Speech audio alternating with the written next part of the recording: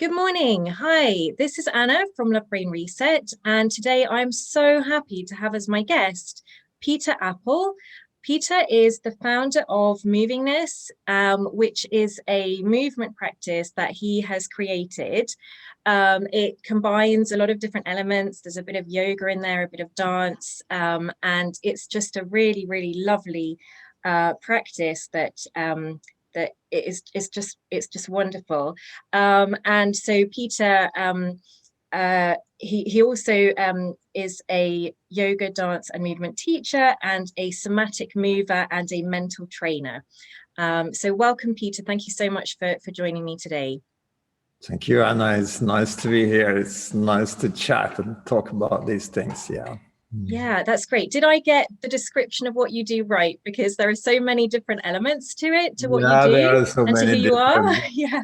But that's not important, actually. It's about movement. It's about feeling yourself so you know what you're doing. It's about integrating your body and mind. That's the most important thing, and something you can do in different ways.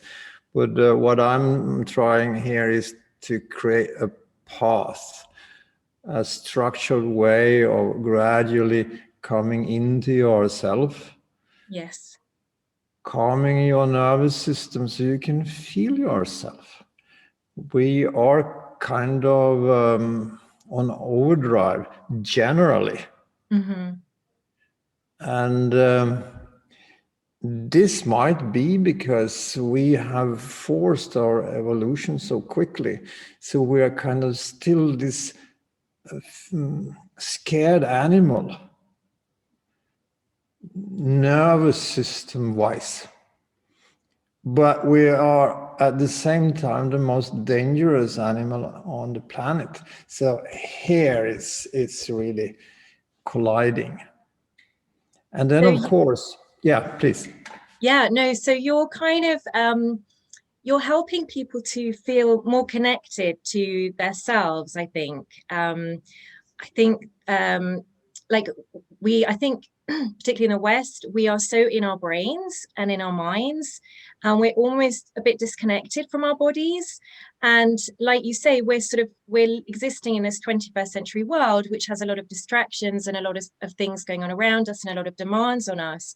But actually, what you're saying is we're people of the past, essentially. You know, we're not that different from how we were thousands of years ago and perhaps longer. But we're not particularly aware of that.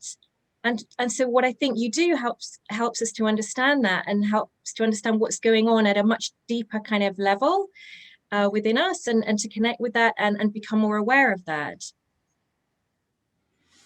Yeah, if you look at all, most spiritual traditions, okay, there's a lot of decorations there, but the main thing, as I see it, is they want to calm the nervous system down, help people to settle down, because we know when people are relaxed, they can be their best selves.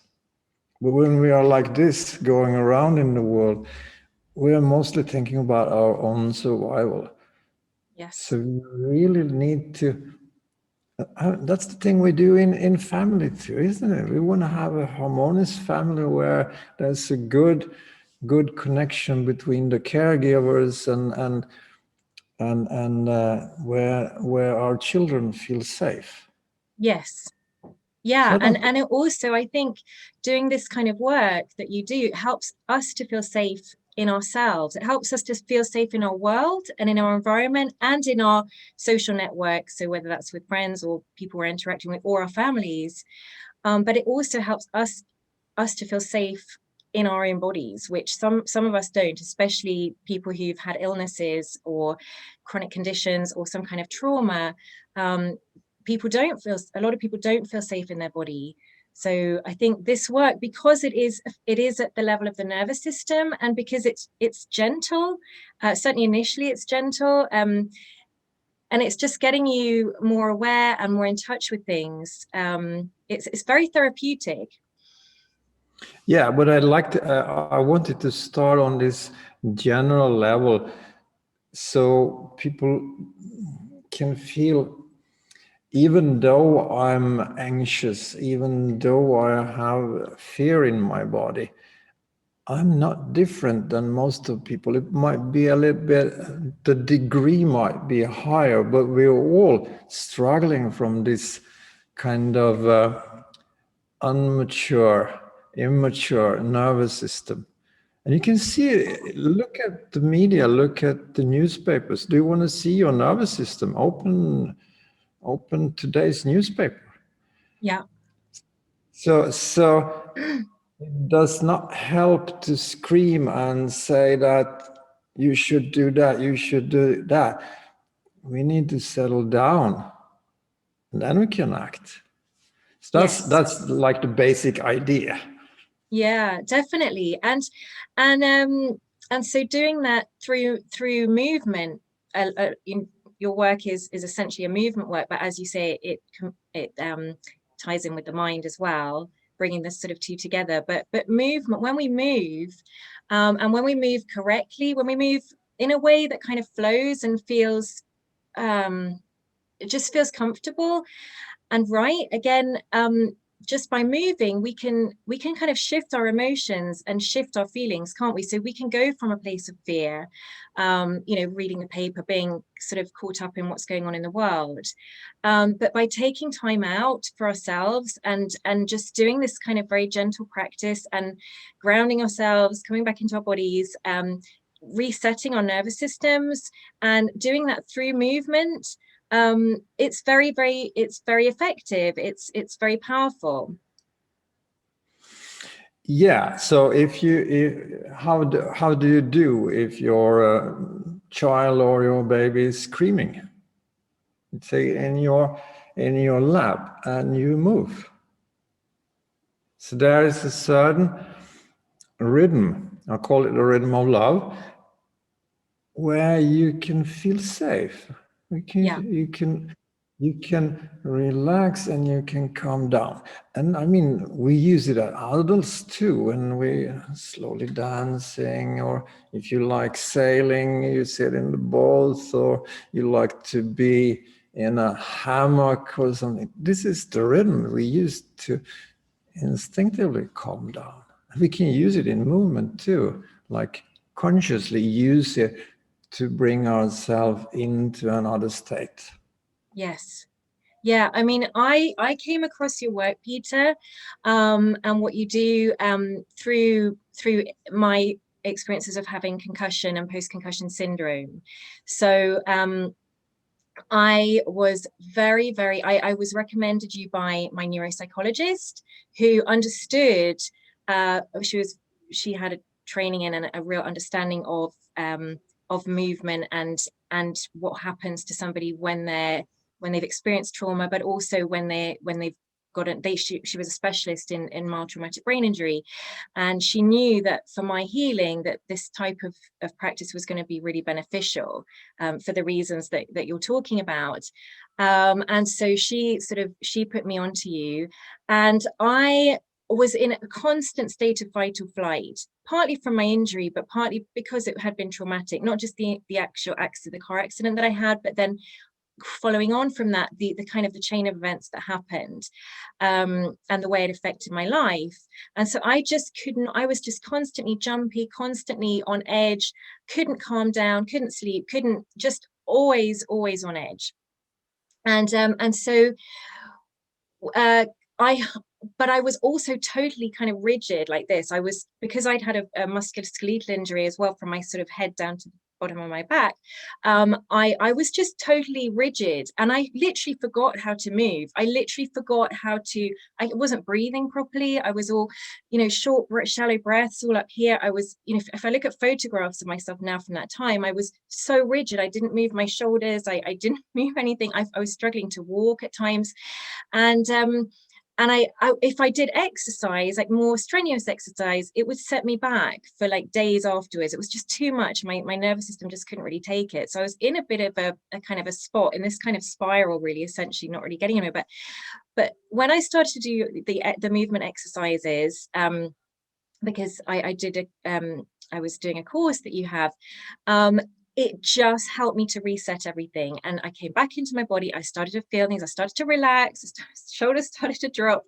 And I could do these lovely movements and then not feel completely wiped out for days on end afterwards. But I would feel more alive. I would feel, more with it and more in the present.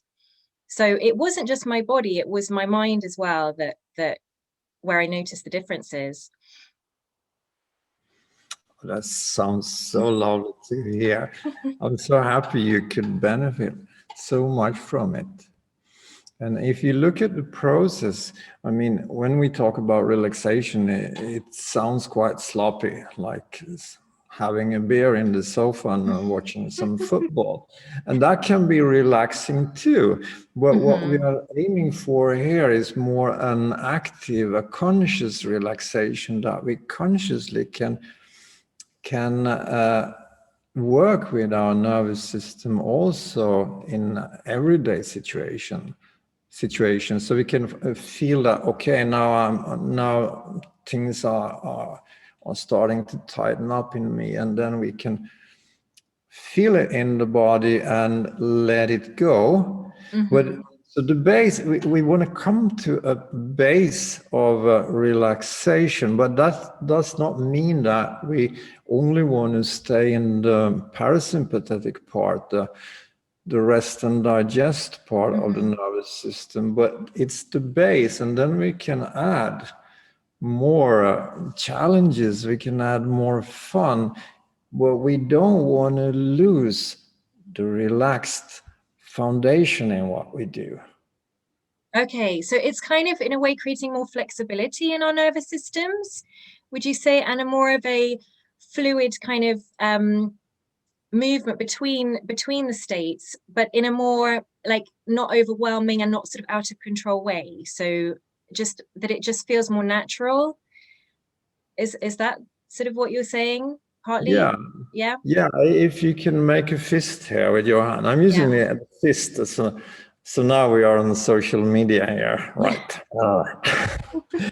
Okay, so you make a fist, and then you can feel that your hand is very hard, it's very stable, it's very strong, but you don't have much mobility in it.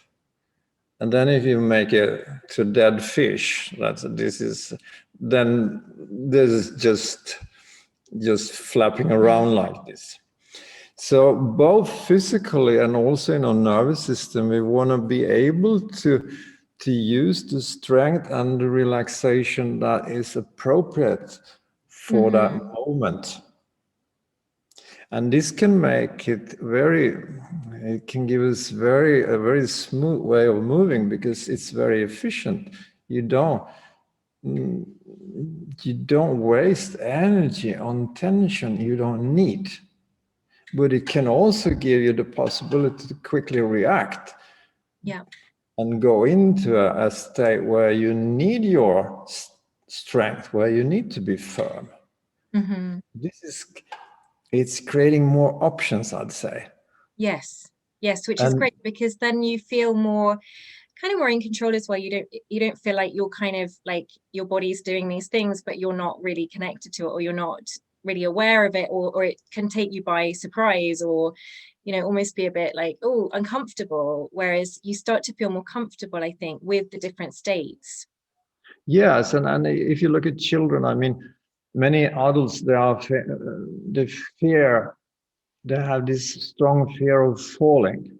And the child, if they fall, they just laugh or cry sometimes too, but they know they just get up again and get on with what they're doing. And I mean, when you have this control, you're not so afraid either of falling or losing the control, because you can take it back.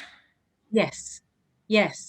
And that makes me think, when you're talking about children there, it makes me think of another sort of aspect of your work, which is that you bring playfulness and curiosity into it. And I think that also is kind of counteracts this fear and this kind of rigidity and stuff, that like you say, I mean, you're always observing movement and different people around you and things, and you've got this very in-depth kind of understanding of movement, and we've discussed before about children and how they do things, because I've got 3 children.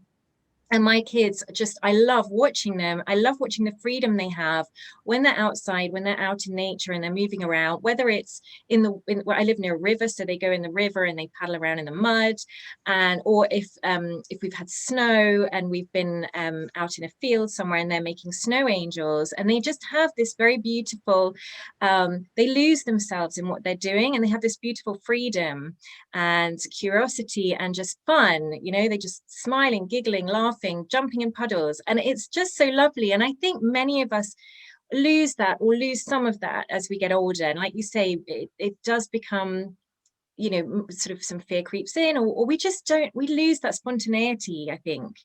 But again, you're doing your work, for me, it brought back some of that. It brought back the joy and the happiness in just simply moving in a way that feels good and feels pleasant. It's really lovely, Peter. Thank you. 2 things I'd like to say about that. First of all, we need to feel safe and relaxed in that respect to take in new knowledge. Yeah. So when we go to social media and get rigid, we don't take it, we don't learn anything. It's mostly wasted time. So when we feel at home in ourselves, we can really learn a lot of great things. That's one thing. And the other thing is that we have a restricted broadband in our head. The body, they've done some calculation that the body handles 11 million bits per second of information. But the conscious part of that is only 120 bits per second.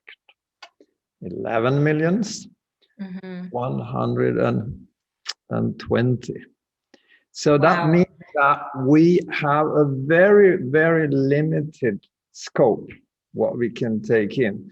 So if we are mostly focused on outside threats and stress and things like that, we don't feel ourselves. But as children, we have that ability to really get absorbed into a speck of dust or something like that. Just stop and really feel. But as adults, we easily lose that ability, because there is a study from the University of Toronto where they suggest that this ability to look inside, it's handled by a different circuit in the brain than the ability to take in outside information. So the takeaway here is that we need to use our attention wisely, because it's so limited. We need to bring our attention and retrain ourselves to feel ourselves. And then that other circuit in the brain, it kicks. It opens up again, because it can be a bit rusty. Yeah, I mean, that is fascinating. And particularly for people who've had a concussion or a brain injury, one of the things that is really affected, and it certainly was for me, and it still is an issue, is focus and attention, because you end up with your focus just being all over the place. And when attention has been affected and focus, you can't form memory as well either, and so the memory gets affected too. So my memory to learn things is much harder now. I have to go over things over and over again before it will sink into my brain, because whereas before I was literally had a sort of photographic memory. I could look at something, learn it, and it would just go in. And now I have to work much harder at that, and that's a really common experience for people. And so that is just so interesting that this focus, that actually by doing this type of body work, essentially, that's going to help with focus. which is great, because that's, you know, it's something that a lot of people worry about. And also perhaps people as they're aging or whatever and not feeling your memory so sharp or the focus, if you know that doing this kind of movement can actually help with that, that offers a lot of hope, I think, to people. And it makes you, again, gives you back some control, thinking, well, actually there are things that I can do to improve this and to help in the area. Yeah, that's really fascinating. And first of all, I mean, when you stay together with your body, focused on your body for an hour or so, it's a concentration training. Yes. Yeah.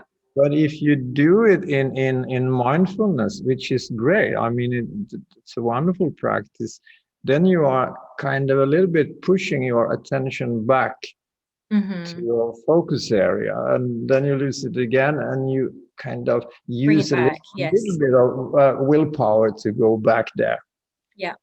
But what we are looking for here is to move the body in such a way that it creates well-being in the body. And well-being, pleasure, has this ability to catch our attention. So we might get fascinated. Oh, if I move like that, oh, that feels so good. I want to explore that a little bit more. And that can create, I think, a similar natural absorption as children have. That you really get lost in it for a while. So the idea is, of course, not to become totally self-obsessed or all this stuff happening in your body, but really fascinating. Feel, hey, oh, this is my body. This is how it feels. Here, oh, there's some pain. I need to be careful there. And there's some joy. Oh, I can take in that one. So we learn to navigate both pain and pleasure, and both inside and outside. So we can express ourselves also emotionally, maybe a little bit clearer. This is me. This is my emotions, and we can read other people better. So it's not just one-sided. We want to have this communication going on. And we all know that communication is so difficult. So can we get a little bit more tools there? That would be wonderful. Yeah, no, that's absolutely lovely. And I love that, the sense of exploring and discovery, because that's what it is. And I think though there is quite a lot of there is some structure to the work you do, and I'd really like you to go into that actually, Peter, in a bit more, like how, like the course that I did, the different stages and the different elements that you use, and how the movements kind of build on each other, and just the way you've structured that is so lovely. But there's also an element to it which is much more personal and much more spontaneous for the individual, that I think it's the dance that you bring into this, that's sort of that joy in movement, and that okay, if I do this, it feels nice, and I don't know, it's just something very kind of artistic and creative as well that comes into it, which taps into sort of an inner desire to perhaps step out of, you know, our lives can be quite rigid and they can be quite structured, but it enables you to step out of that and to bring some creativity just into movement, into being, which is really, really lovely. And I also love what you said about and we discussed this the other day, about how it helps you to kind of have the pleasure and the pain coexisting, because there is pain in life for everybody. And for some people, you know, in that to a greater or lesser extent, and you know, at certain times and not at others. But for someone like me, who I have pain pretty much all the time, not as much as I used to, actually, it's really massively improved, but at one point I literally had physical pain all the time, or it can be emotional pain or whatever, but understanding that you can kind of shift that, and but also you can learn to kind of live with it, and have the two things coexisting, that you can have the difficulties and the challenges and the pain, whether it's physical or otherwise, and you can have the joy as well, and the okayness, and the okay, the sort of feeling okay with the world. You can have those two together. Yeah, I think that's important, that we don't disappear in some kind of illusion of finding a place where life is high or something, but we also need the pleasure, we also need the joy. Yes. So we can balance the two of them. And when we have pain, we can feel that, okay, this will also pass. Tomorrow might be a much better day. Maybe I'm dancing tomorrow. And also the awareness that we can make some shifts. Now I'm maybe pressing myself too much. That's why my back is hurting so much. And maybe I should have a coffee now or a tea. So we sort of, there are no solutions, but there are steps, like in a dance, we can take. And the more we become aware of these fluctuations in our mind and in our body, it becomes fascinating. It's not just running away from pain or chasing pleasure. We have this inner drama with these two opposite forces, and we can watch them and see, aha, okay, yeah, this is the theme of today. Yeah, I love that. I really do. That's wonderful. That's a wonderful way of looking at it. Definitely. And Peter, I'd really love you to share a bit just about the a little bit more detail about the course and about that you have, and about how your work is structured, or maybe because I know you teach teachers as well, but and so you teach people to essentially learn movingness and then teach that to other people. But what I remember now, I haven't done the course for a little while, so I'm a little bit rusty on this, but I do remember that there were different, it was kind of put into sections around sort of animals and things. And there may be other things as well, but I remember doing a lot of work on the floor, and sort of different movements, sort of mimicking different movements in a way that different animals have. And I'd just love you to explain that a little bit more and talk about that, and also why that is effective, and how the different sections kind of build on each other. If that's okay, please. Yes. So we start on the floor on the back. Yeah. And initially we have a short guided relaxation. So we have we think a little bit beyond the daily mind with all its worries. So we start to feel the body a little bit, and then we take that relaxation into movement. So we don't break it. We want to move in a relaxed mind, in a relaxed body, just to feel ourselves as much as possible, and to be together with ourselves as much as possible. And when we talk about interoception, this ability to feel ourselves, that is easily lost. When we are on the floor, we start on the back, because that's the position that is, for most people, the safest position. And then we start by moving smaller areas of the body, so we can focus there. Because if we want to take in the whole body at once, it's so overwhelming. I mean, all these 11 million bits, they just come up in your face. So we want to take in a small part first and see, how does it feel to move that area? If I change my movement a little bit, How does it change the feeling? And then gradually we make the area larger. So we start to feel, oh, I can feel my neck and I can feel my hips. And if I combine them with my spine, then they are, I can start to feel more like a body, not as a collection of body parts. And then when we switched to the front side, then we have more animal-like movements, because then we want to go into the fundamental patterns in the body, how the body moves and how it feels to move in complex patterns.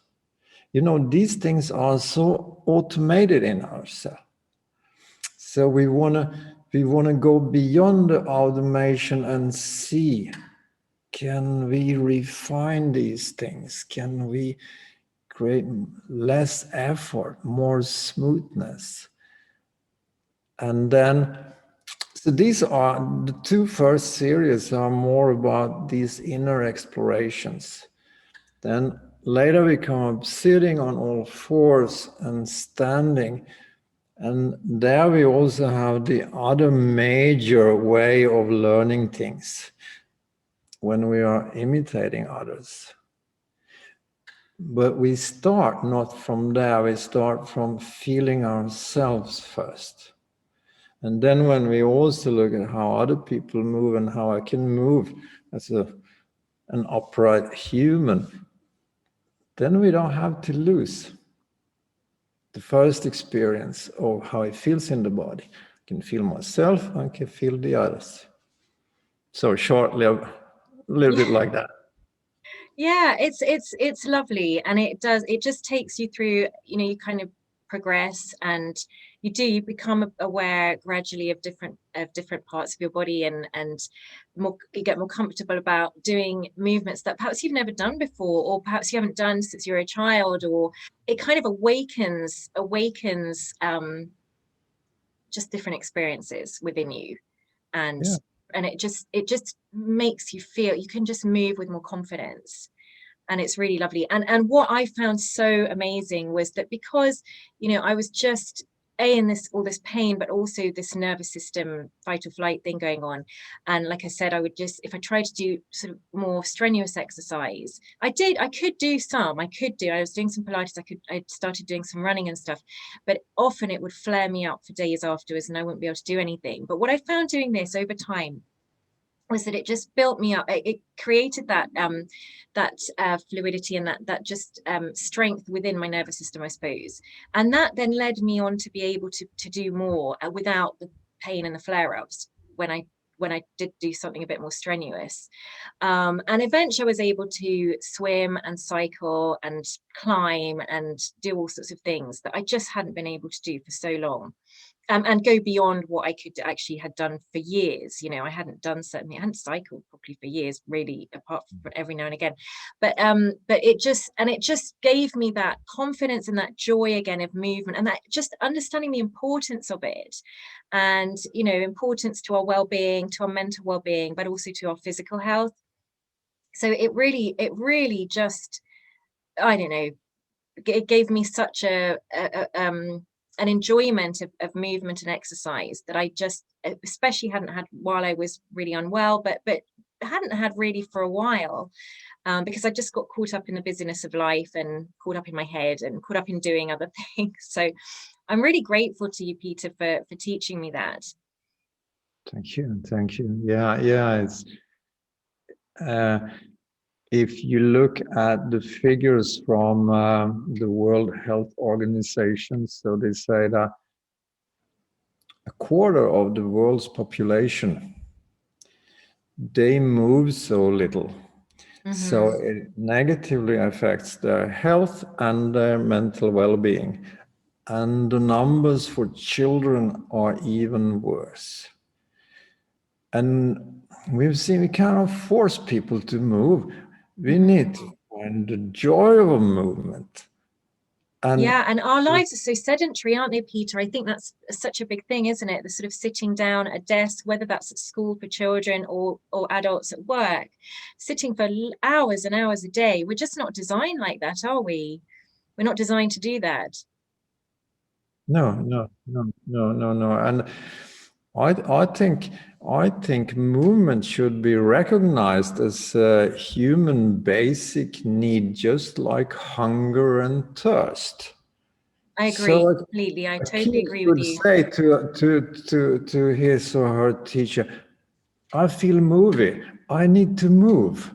And the teacher would say, oh, of course, go out and run for a while. And when you feel satisfied, come in back again. Or maybe they could do it together in the classroom. So, but we have systematically trained ourselves to neglect this basic fundamental need, and we are in trouble because of that. Yeah, that's true. And so I'm so, it's so wonderful that you are doing this work and bringing awareness of this and teaching it to others. And I know you've got a real vision to equip other people to go out and teach other people, as just to kind of get the word out there and be able to influence more people and change more people's lives for the better, which is really wonderful. So I've really enjoyed talking to you, Peter, today. It's been absolutely lovely. It really has. So thank you so much for joining me. Thank you. Is there anything else you'd like to say? Is there anything else that you've got a burning desire to talk about that we haven't mentioned? Yes, I mean, finding joy in movement, that is so important. And yesterday evening it was a snowstorm here, and I enjoyed going where it was so hard to walk. But I know 10, 20 years ago, I would have just been furious about how hard it was to move, and the wind was cold, and I was just enjoying it. It was just wonderful. So we have this possibility to shift. We don't Yes. have to get locked in one attitude. We can explore our attitudes and find new ones too. Yeah, and just sorry, talking about the snowstorm reminds me that you live in Scandinavia. Sorry, I should have said that right at the beginning. And I can't remember, is it Finland? Yep. In Finland, thank you. I got it right. Okay.